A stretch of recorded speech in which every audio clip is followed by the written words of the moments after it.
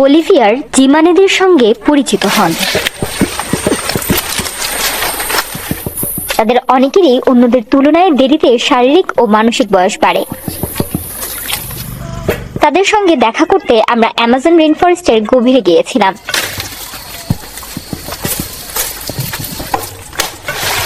84 বছর বয়সী মার্টিনার প্রাণশক্তি দেখার মতো।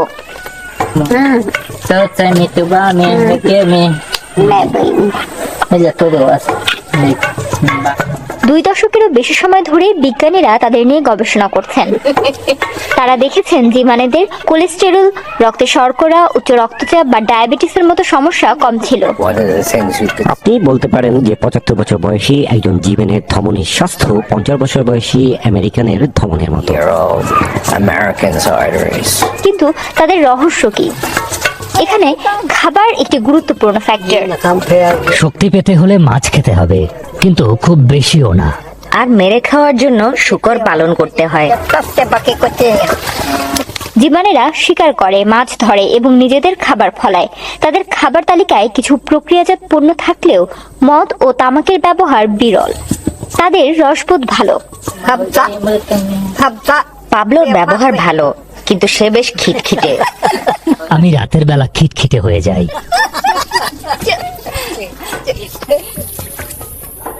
জীবনযাপনের কারণেই তাদের শারীরিকভাবে অনেক বেশি সক্রিয় থাকতে হয়। আমার বয়স 78 বছর। আমার জন্য সবচেয়ে কঠিন বিষয় হলো আমি এখন বেশি দূর হাঁটতে পারি না। সর্বোচ্চ 2 দিন হাঁটতে পারবো। জীবাণেরা প্রতিদিন প্রায় 17,000 কদম হাঁটে। অন্যদিকে ইউরোপিয়ানরা দৈনিক হাঁটে 6,000 কদম।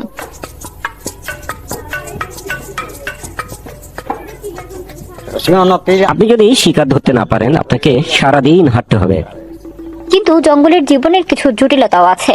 জরুরি চিকিৎসা সেবার জন্য তাদের শহরে যেতে হয়।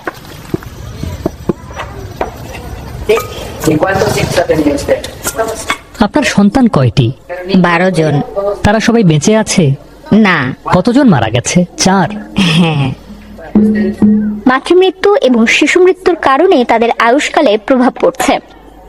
যদিও তাদের জন্য চিকিৎসা সেবার খুব একটা উন্নতি হয়নি, তবে ডায়রিয়ায় মারা যাওয়ার হাত থেকে শিশুদের বাঁচাতে তাদের জন্য এখন আরো ভালো সুযোগ রয়েছে। রোগ প্রতিরোধ ক্ষমতা আর ধমনীর স্বাস্থ্যের মধ্যে সংযোগ নিয়ে বিজ্ঞানীরা তাদের দীর্ঘায়ুর সম্ভাব্য ফ্যাক্টরগুলোর বিষয়ে আরেকটি গবেষণা করছেন। আমরা দেখেছি যে জীবাণু কিছুটা হলেও উপকারী হতে পারে। তারা রোগের সঙ্গে এমন একটি সহাবস্থানে পৌঁছেছে যে সম্ভবত এগুলোর সঙ্গেই তারা এখন বেঁচে এবং টিকে আছে। অনেক ক্ষেত্রে এটি একটি সুরক্ষা ফ্যাক্টরও হতে পারে। কিন্তু এখানে জীবাণুদের জন্য আরো কিছু চ্যালেঞ্জ আছে। আগের তুলনায় সাম্প্রতিক বছরগুলোতে অ্যামাজনে বেশি আগুন লেগেছে। এখানকার এই অংশটা একেবারে পুড়ে গেছে। এখানেও সঙ্গে পশু পাখিরাও পড়েছে। এখানে আর কোনো পশু পাখি নেই, সব চলে গেছে। এই কারণেই আমরা বেঁচে থাকার জন্য গরু কিনে পালছি।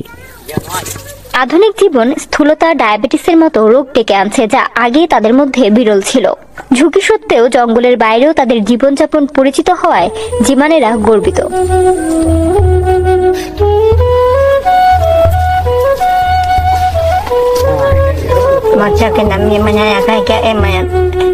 এই বছর আমার শতবর্ষ উদযাপনের জন্য আমার সন্তানরা একটি শূকর মেরেছে। আমি মৃত্যুকে ভয় পাই না।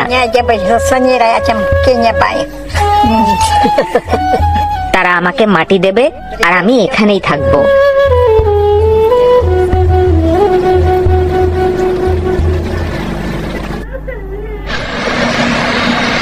বাংলাদেশ সময় রাত 3:30টার দিকে ইতালি।